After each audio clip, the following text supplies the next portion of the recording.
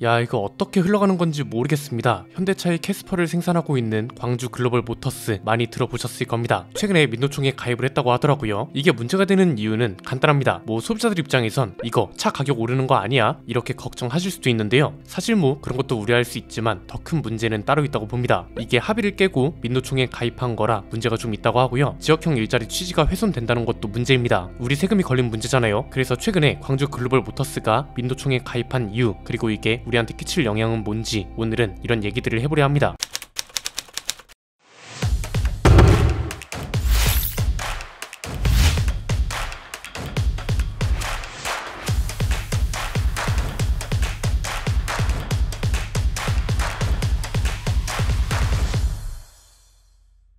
사실 우리가 노조 가입 자체를 뭐라 할 수는 없습니다. 경제활동 인구에 속하는 국민들 모두 노동자고요. 노동자의 권리를 지키기 위해 건전한 노조 활동은 꼭 필요합니다. 그런데 민노총이기 때문에 우려가 되는 건 사실입니다. 크게 세 가지입니다. 첫 번째는 기업 노조가 아닌 민노총 가입, 이건 이제 뒤에서 자세히 살펴보도록 하고요. 두 번째는 원래는 무노조 무파업을 표방하며 출범했던 사업이라는 거. 세 번째는 이미 현대차는 결단하고 움직이고 있다는 게 큽니다. 우선 무노조 무파업을 표방하며 출범했다는 건 무슨 소리냐? 말 그대로입니다. 광주형 일자리는 지역형 일자리잖아요. 광주광역시, 현대자동차, 한국노총 이렇게 세 주체가 참여해서 추진하고 진행한 사업이 광주형 일자리인데요. 완성차 업계보다 적은 연봉을 받고 누적 생산 35만 대까지 파업을 하지 않겠다는 신사협정을 맺고 출범한 지역형 일자리입니다. 지역형 일자리이기 때문에 비교적 적은 연봉 대신 지역에서 지원해주는 게 몇 가지 있었습니다. 대표적인 게 세제 혜택, 주거 지원 이런 것들이었고요. 취지도 좋았습니다. 연봉이 상대적으로 낮은 대신 청년들이 고용 절벽을 해소하고 죽어가는 지역 경제를 살릴 수 있는 모델이기도 했기 때문에 주목을 많이 받았었습니다. 광주 글로벌 모터스 근로자 수는 650명 정도 되고 캐스퍼를 생산하는 걸로 유명하죠. 연 7만 대 생산 목표를 채웠지만 작년 말 기준 누적 생산량은 11만 대에 불과했고 현대차에 대한 의존도도 높은 상태입니다. 그런데 차 생산을 시작한 지 2년 4개월 만에 노조가 생겨버린 거죠. 문제는 민주노총 금속노조 소속으로 조직 형태를 변경했다는 겁니다. 노조원이 10명 정도 되는 걸로 알려졌고요. 지난 2월에 설립된 제1노조인 광주 글로벌 모터스 노조도 금속노조에 합류하기 위한 협의를 진행하고 있다고 합니다. 제1노조 인원은 150명 정도 되니까 근로자 수에 비해 적은 규모는 아닌 거죠. 이게 핵심입니다. 기업 노조가 아닌 민노총 금속노조 소속이 될 거란 건데 우선 사회적 문제는 간단합니다. 지금 우리 사회에 직면해 있는 문제가 뭔가요? 저출산 문제에 따른 인구 감소, 그리고 그에 따라 기업들은 로봇화를 외치면서 일자리가 점점 줄어들고 있다는 거죠. 저출산과 인구 감소 문제는 단순히 인구 감소 자체가 문제가 아니라 인구가 줄었을 때 잘 살 수 있는 방안을 찾아내지 못하고 있다는 게 크다고 말씀드렸었습니다. 자세한 내용은 지난번 영상을 참고해 주시면 되고요. 양극화가 심해지고 있다는 게 가장 큰 문제잖아요. 현대차뿐만 아니라 대부분의 산업에서 기업들은 사람을 안 쓰고 로봇 도입을 늘리고 있습니다. 이유는 간단하죠. 초기에 로봇 설비를 도입할 때를 제외하고는 인건비가 안 들어가니 생산 단가가 줄어들고 생산 속도도 빠르고 더 정확하고 사람 간 스트레스도 없고, 이러니 기업 입장에선 로봇 도입을 하지 않을 이유가 없는 거죠. 다만 인도적 차원에서, 그리고 대기업 같은 경우는 지역 사회와 정치적 문제도 신경 쓰지 않을 수 없기 때문에 너무 급격한 로봇화는 사회적으로 지양하고 있습니다. 현대차그룹도 최근에 대규모 인사채용 계획을 발표했을 정도잖아요. 이건 지금 전 세계적인 흐름으로 봐도 이례적인 건데, 반대로 민노총을 비롯한 산업 노조들은 더욱 반발이 심하고 일자리 지키기를 명분으로 더욱 강경한 행동을 할 수밖에 없는 구조가 됐습니다. 자, 그런데 여기까지는 오케이, 알았다 이겁니다. 다만 회사에 요구하는 것들, 그리고 그에 따른 근거가 연결이 잘 안 되는 게 아쉽다는 겁니다. 이건 그냥 정색하고 말씀드리겠습니다. 노조가 회사에 요구하는 건 좋은데요, 주장만 있고 근거는 없다는 게 너무 큰 문제라고 봅니다. 기업 노조든 산업 노조든 잘 되길 추구하는 건 누구나 똑같아야 합니다. 기업 노조는 기업이 잘 돼야 사람이 산다는 생각으로 모인 집단이고요. 산업 노조는 산업이 잘 돼야 기업과 사람이 산다는 생각으로 모인 집단입니다. 그리고 이걸 구성하는 노동자들이 권리를 지켜야 하는 게 기본 전제고요. 그런데 지금 노조 지도부를 하는 분들이 주장과 근거를 혼동하고 있다는 게 문제라고 봅니다. 주장은 말 그대로 노조가 성과급을 비롯한 혜택을 받아야 한다고 주장하는 걸 말하고요. 그리고 근거는 성과급을 비롯한 혜택을 받아야 하는 이유를 데이터를 기반으로 설명하는 겁니다. 흔히 생각하는 건 이런 겁니다. 우리에게 수천만 원에 달하는 성과급을 줘야 한다. 현대기아차가 역대급 영업이익을 기록했다. 여기까지만 주장이라 생각하고요. 데이터를 확인한 결과 생산 노조의 기여도가 컸다. 이게 근거라고 생각합니다. 그런데 이건 잘못된 생각입니다. 수천만 원에 달하는 성과급을 줘야 한다. 현대기아차가 역대급 영업이익을 기록했다. 생산 노조의 기여도가 컸다. 여기까지가 주장이고요. 생산 품질 문제에 대한 컴플레인이 이만큼 줄어들었고 생산 시간은 이만큼 단축됐으며 공장 가동률과 생산 효율이 이만큼 올라갔고 영업이익 실적을 기반으로 산출한 결과 생산 노조의 기여도는 이만큼이다. 이렇게 말해야 주장에 대한 근거가 되는 겁니다. 데이터는 텍스트이기 때문에 여러가지 해석이 필요합니다. 똑같이 똑같은 데이터를 보고도 여러가지 해석이 나오기 때문에 일단 이 데이터를 근거로 내세운 다음에 이걸 가지고 사측과 토론을 하고 성과급을 결정짓는 게 정상적이고 상식적인 과정이란 겁니다. 지금 민노총을 비롯한 산업노조의 문제점은 그냥 정치권에 비하면 쉽습니다. 일반적으로 여야와 정부가 비판받는 이유에는 정쟁의 시점에 문제가 있는 경우가 많습니다. 예컨대 어떤 입법안을 두고 여야가 싸워요. 이건 민주주의 사회에서 굉장히 정상적인 일입니다. 원래 야당은 반대하고 여당은 우리 일 좀 하게 협조 좀 해주세요, 이러는 게 일반적인 여소야대 국가의 정치판 모습입니다. 그런데 이런 입법 문제를 가지고 토론하고 싸우는 게 아니라 사람 대 사람으로 싸운다거나 서로의 권력만 가지고 몇 년을 싸우면 그건 유권자들도 지치고 이럴 때 정치적 양극화라는 게 생기는 거란 말이죠. 소비자들과 많은 논평가들이 민주노총의 활동을 비판하는 이유도 파업을 해서 비판하는 게 아닙니다. 그 파업의 명분과 요구하는 바가 정당하지 않거나 상식적이지 않기 때문에 비판을 하는 겁니다. 가끔 노조인지 아닌지 모를 사람들은 이렇게 주장합니다.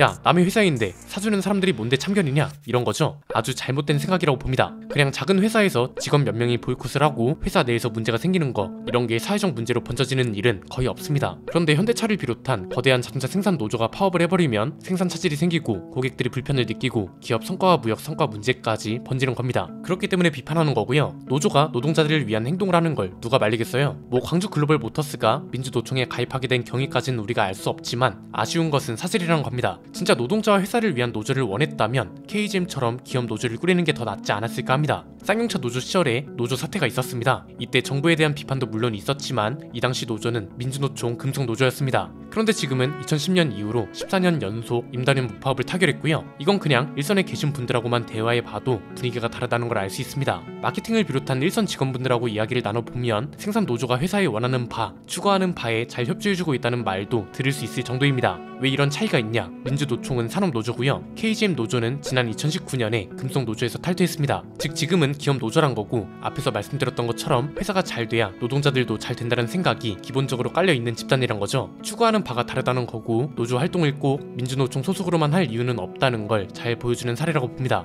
그래서 광주 글로벌 모터스의 판단이 아쉽다는 겁니다. 이미 현대차는 생산 과정에 로봇 공정을 많이 도입하고 있고 해외 생산 기지도 늘리기로 결단을 내렸습니다. 결단을 내린 뒤에 행동을 하고 있는 단계란 말이죠. 이 말은 노사가 협력을 계속 이어가면서 어떻게 하면 줄어드는 일자리와 인구 감소에 대처를 잘 할지, 이미 태어난 사람들이 잘 사는 산업 생태계를 어떻게 만들지를 논의해야 하는데 지금은 그게 안 되고 있다는 겁니다. KGM처럼 기업 노조를 회사와 협의한 끝에 만들었다, 이렇게 나왔다면 취지를 이해하는 논평가들이 안 좋게 흘러가는 여론도 바로 잡아줄 수 있었을 겁니다. 그런데 지금 이건 잘 모르겠습니다. 여러분의 생각은 어떠신가요? 댓글로 자유롭게 남겨주시면 감사드리겠습니다. 오늘 내용은 여기까지입니다. 내용이 유익하셨다면 구독과 좋아요, 알림 설정 부탁드립니다. 지금까지 저는 안피디였습니다. 감사합니다.